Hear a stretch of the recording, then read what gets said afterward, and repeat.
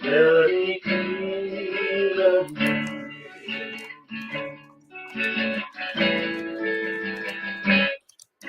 고개대 알기 해갈 가까워라 어디야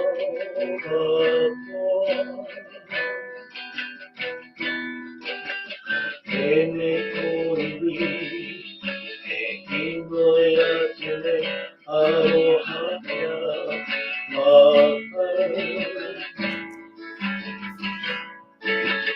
나나기지야말 나가 이어도 이제 별이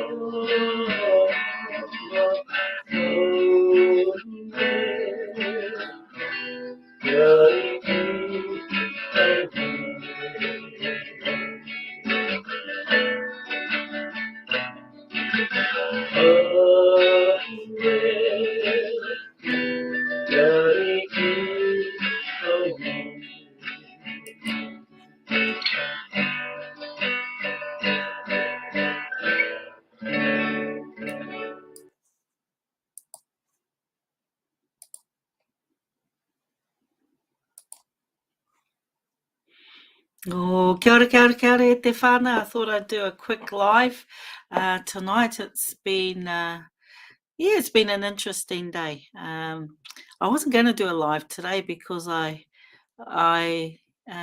it's been my papa's month today since he's been gone, and I just wasn't sure if I wanted to do a live, but I thought I'd do one anyway now that the day is just about over, and I was watching everything unfold in Auckland, and just finished watching on different channels and different news just to see how the media had picked up on what was being shared on Facebook, but also how the media has depicted the protest and the counter protest up in Auckland. So I'm going to mute myself, and hopefully you can hear Russell Brand. It's about the media, and then I want to show another clip about the media as well, on what's been happening up in Auckland. And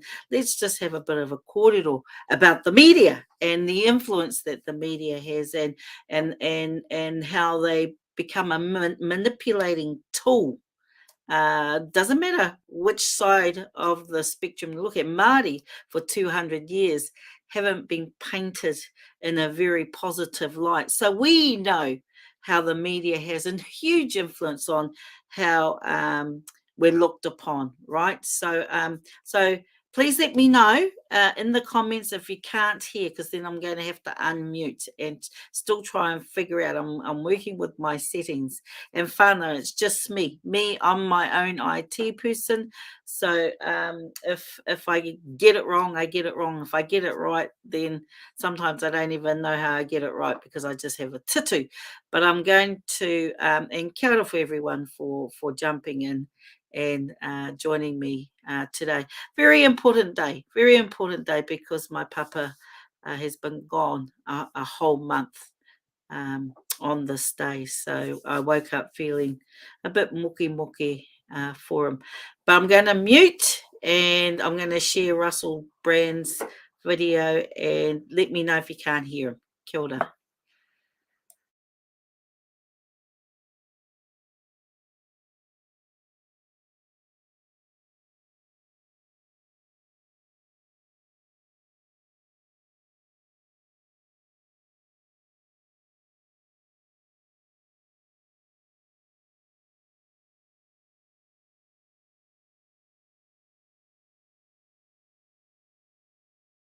If your entire reality is being governed by intellectual elites that operate in cahoots with the mainstream media, I know you have, and you're right.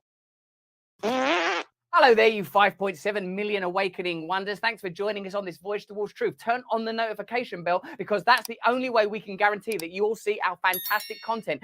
As you know, I had a conversation with Bernardo Kastrup, a brilliant philosopher who believes that intellectual elites and the mainstream media are framing our reality in a manner that always means that materialism will have precedence. This means that only the things that can be measured are of value, and instead of prizing insight, we prize possessions. How much do you want to change reality? How committed to this revolution are you? These are the kind of questions we have to ask ourselves and one another. And a brilliant philosopher like Bernardo is invaluable in this discourse. Stay to the very end of the video because he raises some fantastic points and you are going to feel your mind expanding with every frame you watch. How can we transition from a materialist understanding of reality to an idealist one when it's when all of our metrics, all of our systems of measurement and our appreciation of reality is so deeply undergirded by the materialist model? How could we even begin to appreciate it? It is totally appreciable. Actually, it is very easy to understand the world as being mental. It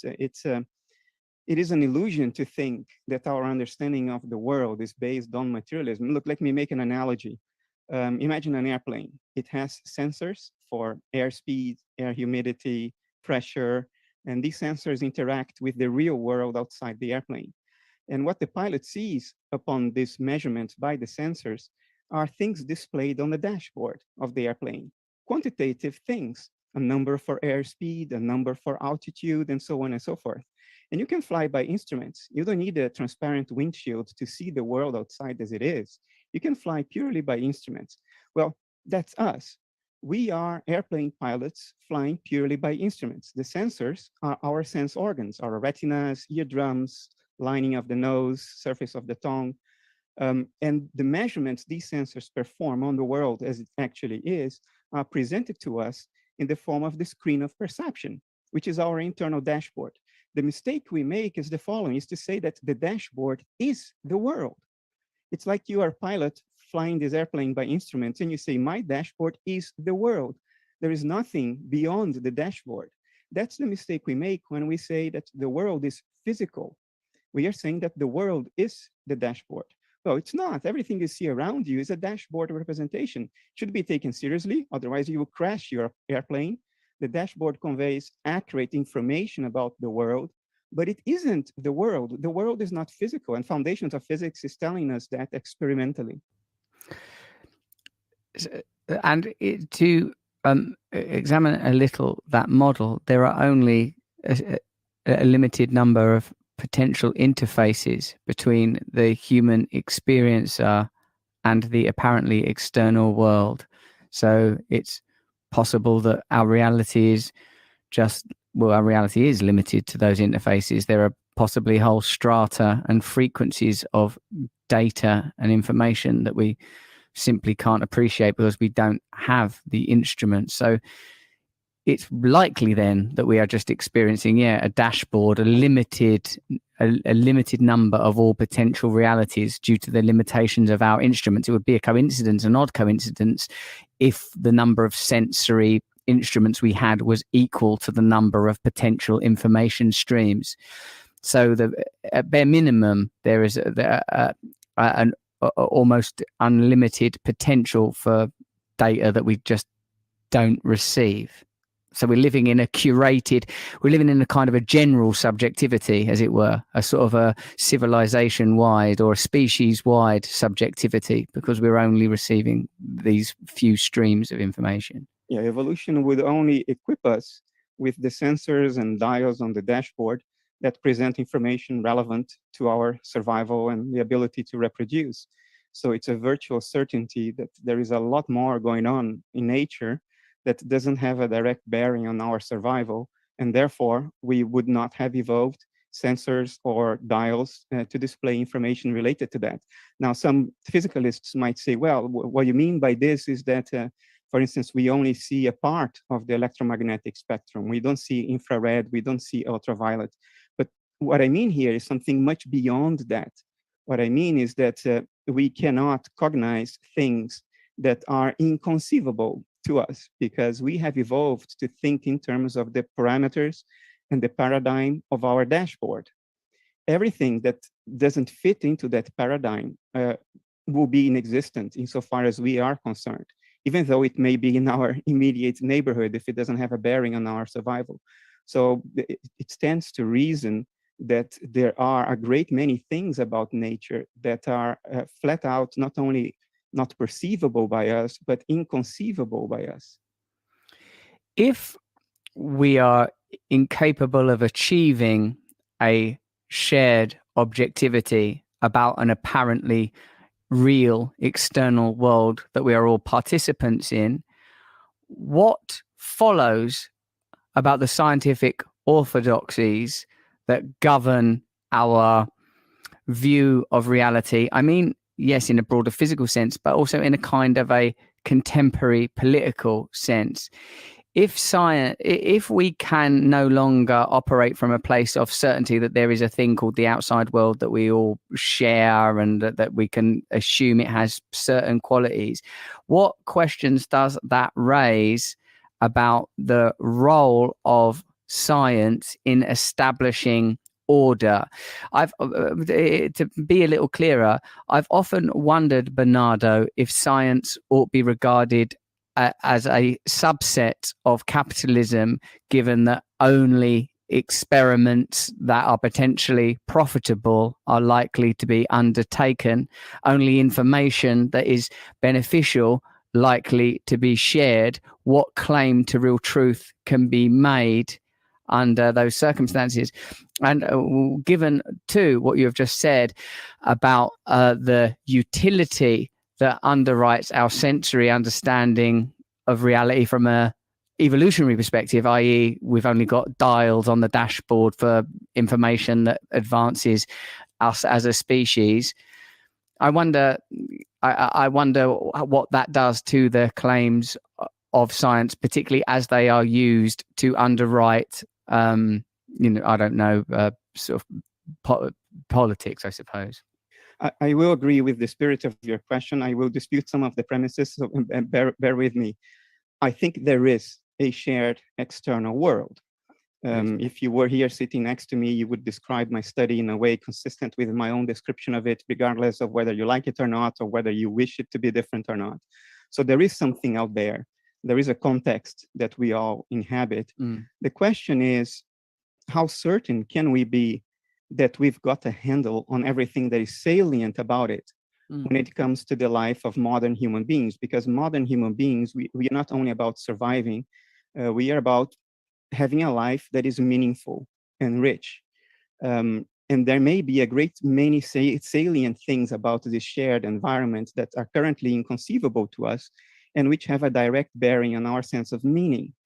So when a scientist comes up and says, we figured it all out, we know that the universe is just a mechanism and there is nothing more to it, life is meaningless anyway, what I would say is, well, you're just being stupid. And Lord Kelvin said the same in 1900, 5 years before Einstein just started a revolution in our understanding of nature. So there is historical precedence to beware of these, claustrophobic statements that we figured it all out. I don't think we are anywhere near figuring it all out. The other question is, do we only do experiments that lead to profit? I think this is largely correct, but not entirely. If you look at CERN, where I used to work, we've spent billions of dollars there on things that have no conceivable practical use for my lifetime, maybe the lifetime of the next generation as well. I don't think that is necessarily the problem. I think the problem is the following. Science mistakes an understanding of how nature behaves. Well, not science. Some scientists, especially the ones that like to talk a lot, as if they were sort of the spokespeople of science, they mistake an understanding of how nature works for an understanding of what nature is. They mistake an understanding of the behavior of nature for the nature of nature. To give you a metaphor to clarify this, you can be a 10-year-old kid and play a computer game so well that you are a world champion. You know how the game behaves. You know that if you shoot there, you score points. If you touch that wall, you die. and you have a sort of convenient fiction about what's going on that allows you to win the game. That convenient fiction is, I am a little man inside the monitor going around and shooting other guys. And you're world champion.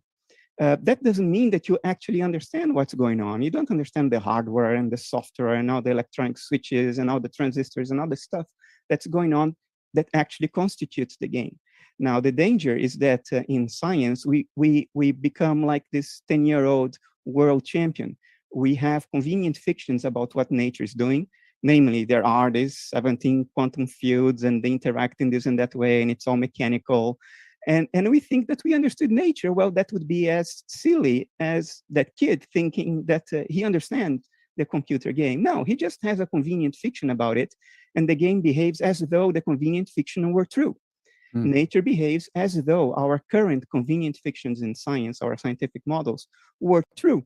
And that's all you need to make predictions that hold out to scrutiny. But our convenient fictions historically have changed all the time. What is the chance that they are literally right now? I would say, well, zero. It's virtually zero. So history cautions against hubris when it comes to science. We should be a little bit more aware of the limitations of our own stories, our own narratives.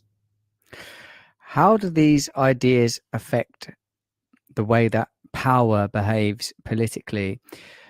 For example, Bernardo, you've said that our worldwide view is a materialistic one. It's held by intellectual elites and amplified by the mainstream media, that scientists need validation of a group to develop and hold on to a world view. How this convenient fiction that nature is behaving as it seems to behave under the limited observation that we're able to within the limits of the observations that we're able to make, how is this affecting the way that power behaves, the way that resources are distributed, the kind of philosophies that we live within?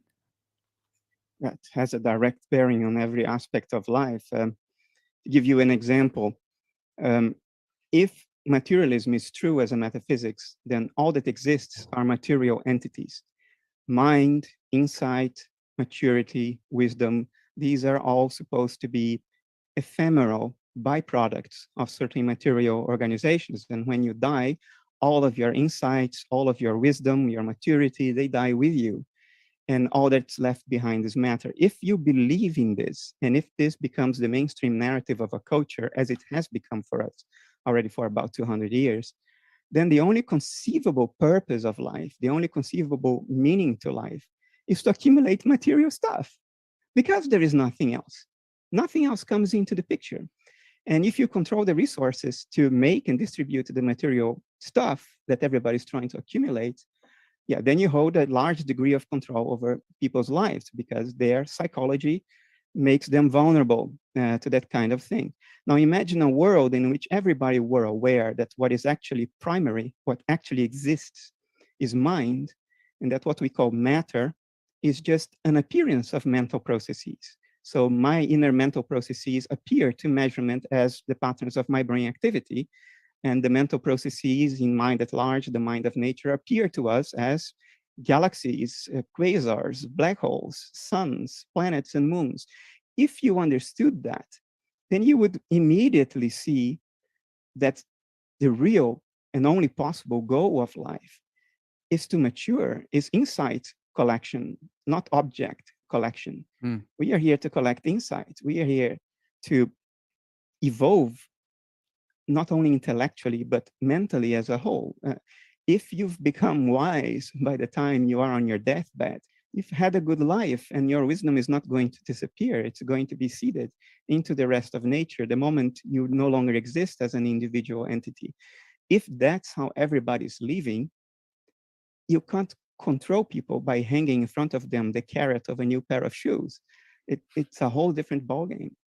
Well, let me know in the comments below what you thought of that video. Give us a thumbs up if you enjoyed it. Do you agree with this potentially earth-shattering new modality? Does it remind you of spiritualism? Does it remind you of stuff you've read in the Bible, the Quran, or the Bhagavad Gita? Is this spirituality re-emerging in scientific form. It's fascinating, isn't it? Let's learn more together. Give the video a thumbs up, share it around, turn on the notification bell. And if you don't subscribe yet, for God's sake, subscribe now. We're offering you new models of reality. Sign up to my mailing list there as well so I can stay in constant touch with you. We do live events online and also in the real world, if there is such a thing. Maybe the whole thing's a crazy dream. Stay free.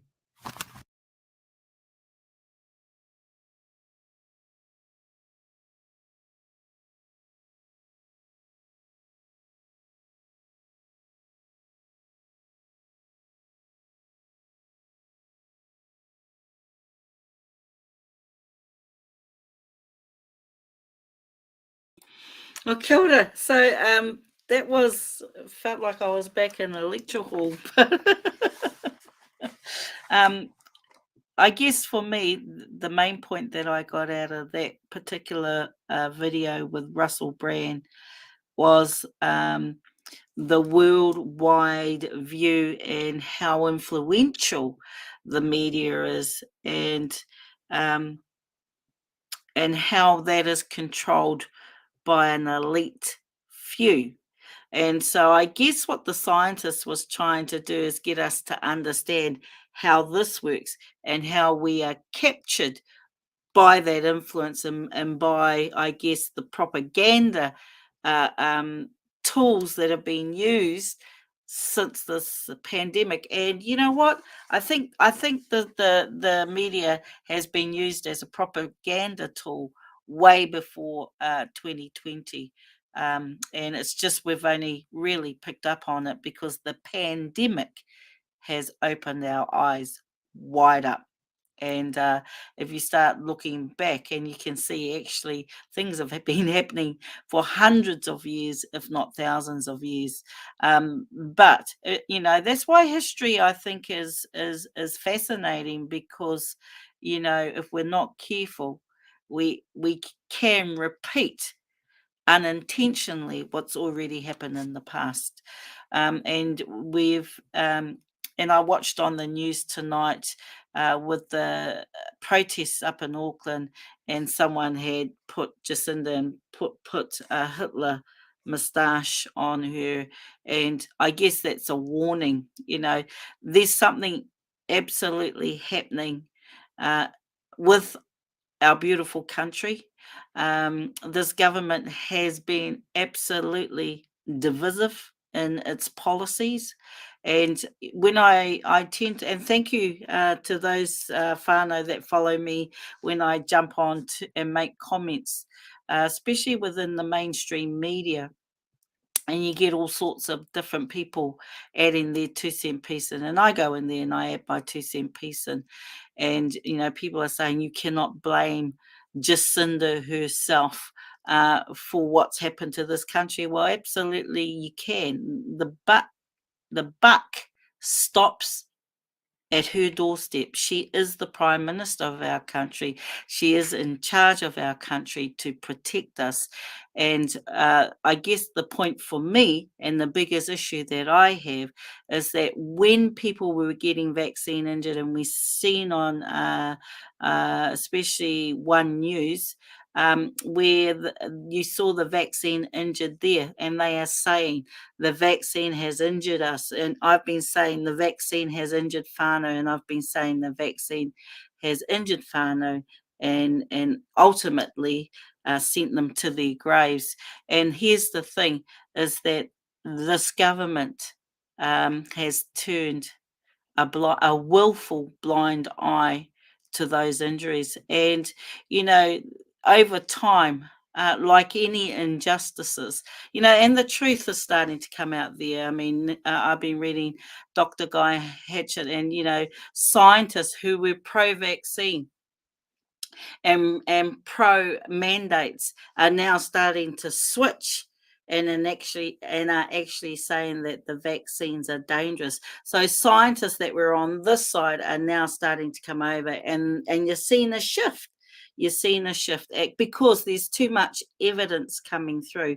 And for me, it's about the vaccine injured, and over time, we've got to eventually, a government has to look at vaccine injuries eventually. Yes, there are a lot of other issues that impact us in regards to no jab, no job. And those people who did get the jab to keep their job now don't have a job because they're vaccine injured. And then the way that we have all been treated, those that have been vaccine injured by the health system, you're treated less than a human being, and you don't get access to those resources that you're entitled to. So there's so many issues. And then, and I guess why I wanted to pick, because there was a couple of videos that I tossed up about, and I wanted to target the media because of the influence that the media has. And I was going to show exactly what that looks like in the media, but the one particular one that I wanted to show was of a young, so it was this morning, and I did have it up, and I must have accidentally deleted it. So there's a lot of commentary. You've got the clashes of these humbugs, these hoha, who were doing a counter to, and only doing a counter just to stir the pot, really.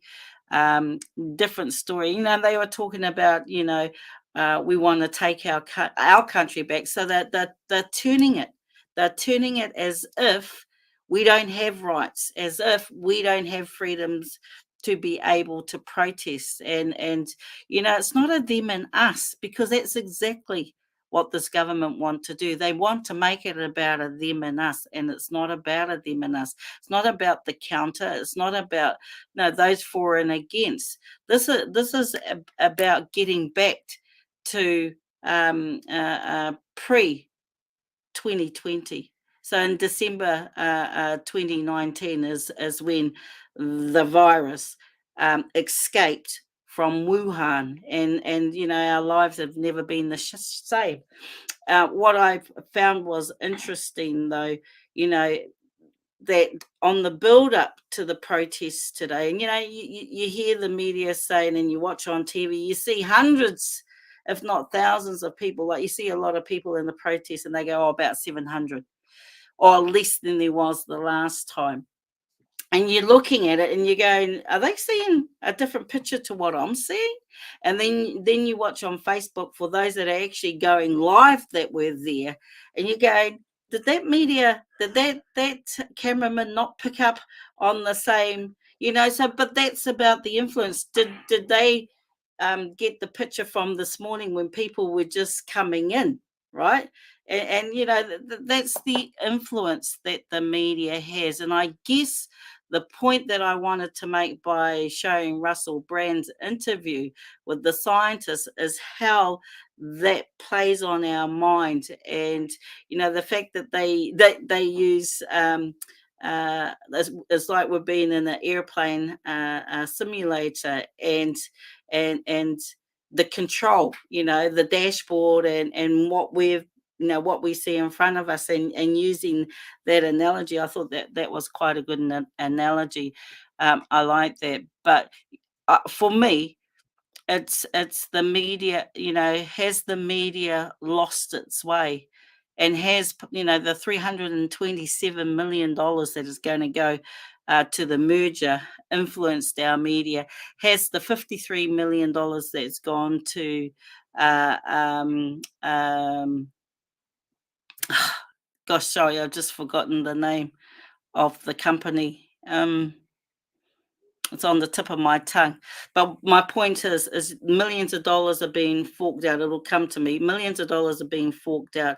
Even hundreds of thousands of dollars are being forked out for specific projects as well.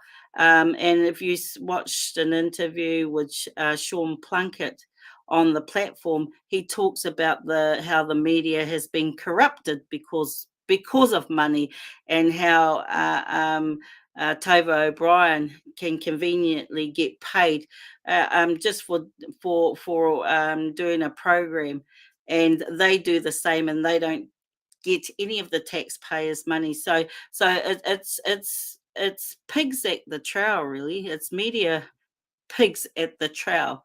And then when you're scoffing at that media trail, then what is the influence? What is the influence on you and I and how we see the world? And I guess that was my point, by showing Russell Brand and trying to listen to a scientist. It's really hard when a scientist cannot explain things in layman terms, but hopefully you got the gist of what he was saying.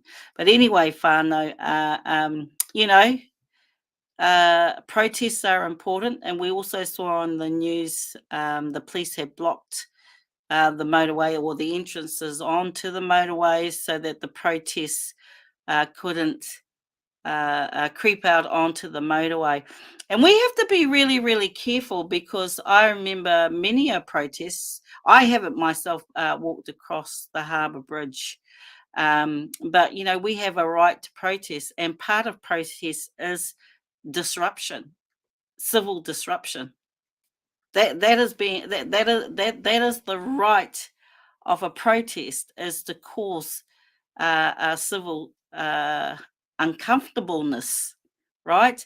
And I guess the build up to the protest today, you could hear these businesses saying, "Oh, Brian Tamaki and your Freedom and Rights Coalition, you're going to impact on our business." Not once did you hear the media say and talk about how the lockdowns since 2020 has impacted on businesses in a way that has changed, I think, the whole foundation of our economy, because our mum and dad business, 60,000 mum and dads, or thereabouts, 60,000 mum and dad businesses have gone. So if you looked at reports in 2020, 16, nearly, or close to 20,000 businesses were shut down in the first lockdown. And then you double that in 2021, close to over 30,000 businesses were shut down because of lockdowns, because of mandates, because of the whole impact on the pandemic. And then you look at 2.5 years later, we've got close to 60,000, if not more, businesses that have been shut down because of this government's mandate and policies.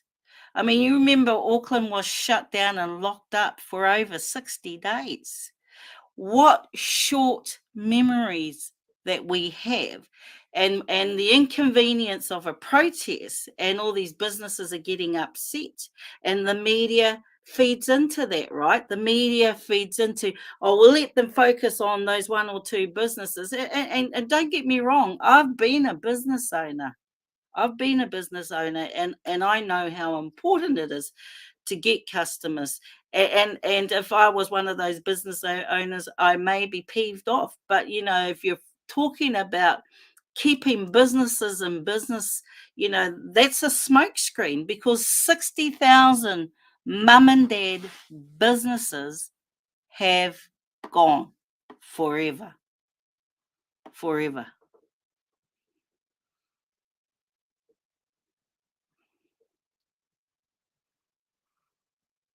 So media, put that in your pipe and smoke it. Why don't you do a story on that over the last, since our lockdown? And I've done research, and it's really hard to get how many businesses, like they talk about the impact of the pandemic on businesses, on mental health, understandably, how people have been suicidal because of losing their business, losing their livelihood, understandably. But no one's going to where the truth sits. How many businesses have gone since 2020, since the lockdown, to this point? That's why it's a guesstimate at the moment. I mean, you can find that information from Stats New Zealand. I have no doubt about that. But if you were to Google it, it's not there in front of you. But so what I've done is I've looked at 2020 Then I looked at 2021, couldn't find any information for 2022, and that's how I got the number 60,000 thereabouts, there or about. And it's important that we see it from that perspective.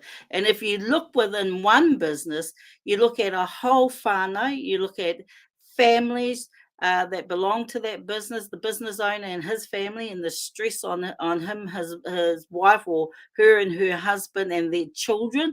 And then you look at all the staff that were involved in that business.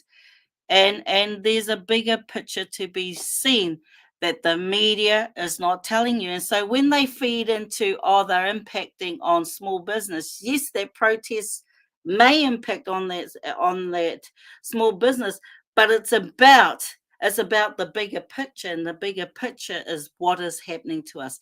Everybody knows that something is not right in our country. Everybody knows that. It doesn't matter which side of the fence you sit on.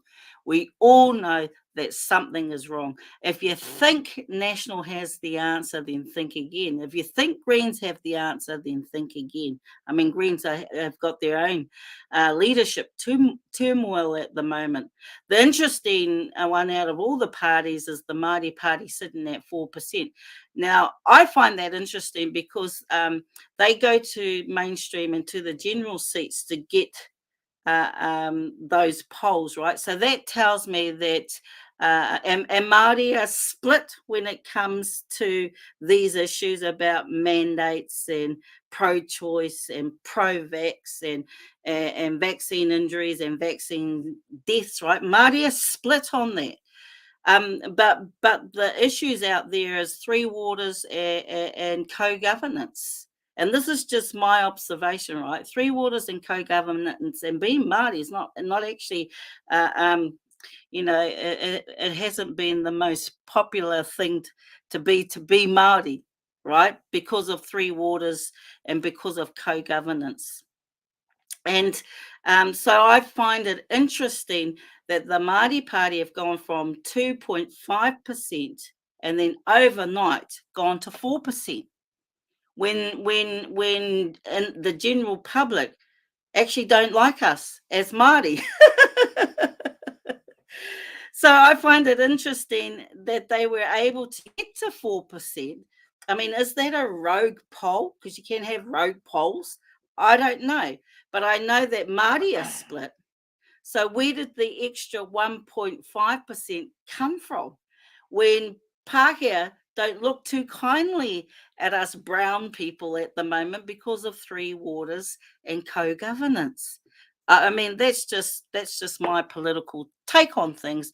I'm sitting there scratching my head as to, saying to myself, where did that 1.5% come from? If we ourselves are split with the issues, and then in mainstream, we're not the most popular, and yet this is the most, I think it's the highest that the Māori have ever polled in a general poll. Different story when you're polling, when there's a poll in the Māori constituents, you'll see a whole different numbers come out of that space. But in a general poll, where did that 1.5% come from? It's mind blowing. But anyway, I think I have digressed a bit. Thank you all for tuning in today. Like I said, it's a special day for me, or like a memorial day for me, because my papa has been gone for 1 month, and yeah, so I've been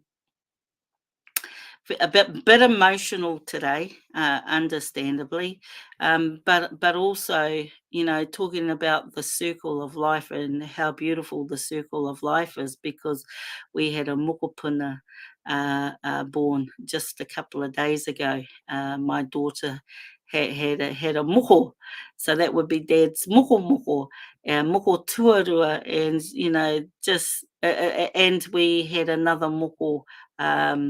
My brother's girl she had her pepe a couple of days before our moko, so Dad's had 2 moko that he's missed out on. But you have mixed emotions when you have mokopuna born after such a big loss, and he is a big loss to us. He was in our whānau, our tōtara, in our whānau. But thank you to Coco, to Gina, Teresa, Mihi. Awesome that you have tuned in. Elena, thank you for tuning in. Mata, thank you for tuning in.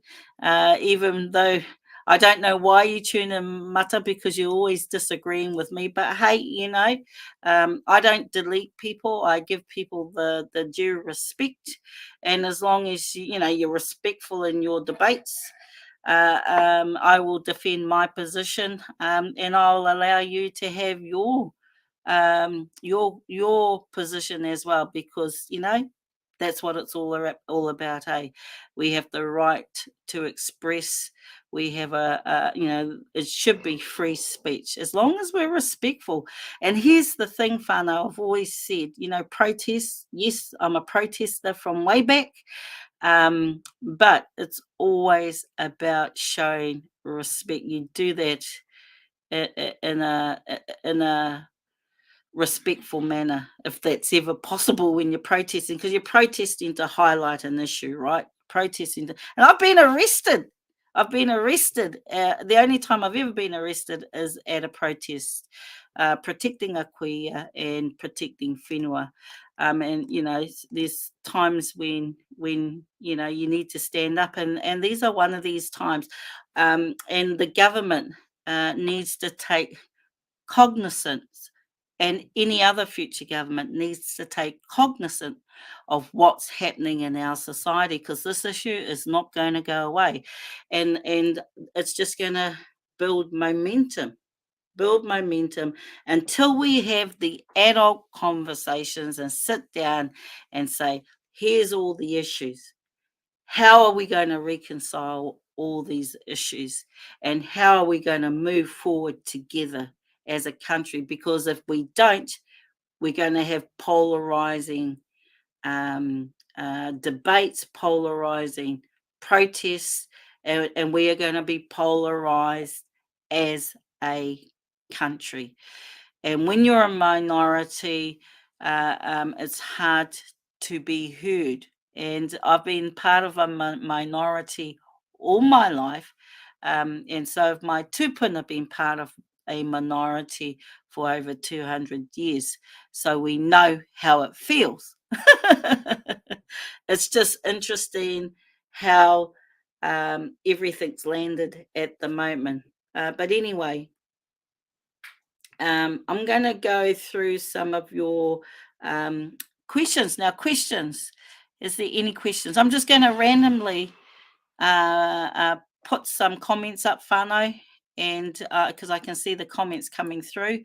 Anna said, Brian Tamaki, he organised a march to Wellington, is going to gather strength by all. This time, Māori will be right there, big time. Ka pai. Thank you.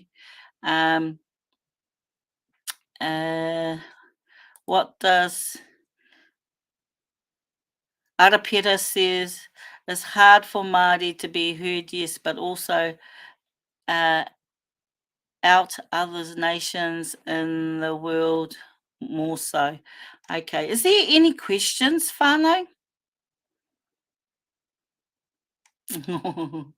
Oh, I love that, Coco. Coco says they were in heaven together before Moko ascended. Thank you, hun. They were for a short period of time. Thank you. I appreciate that. It's brought me to tears. I'm just looking and seeing if there's, I'll see what Mihi has to say. I've got no confidence in Māori Party either. They couldn't even come speak at the protest. They must know about the deaths, bad adverse reactions. Some will never recover, and yet they pushed for people to be jabbed.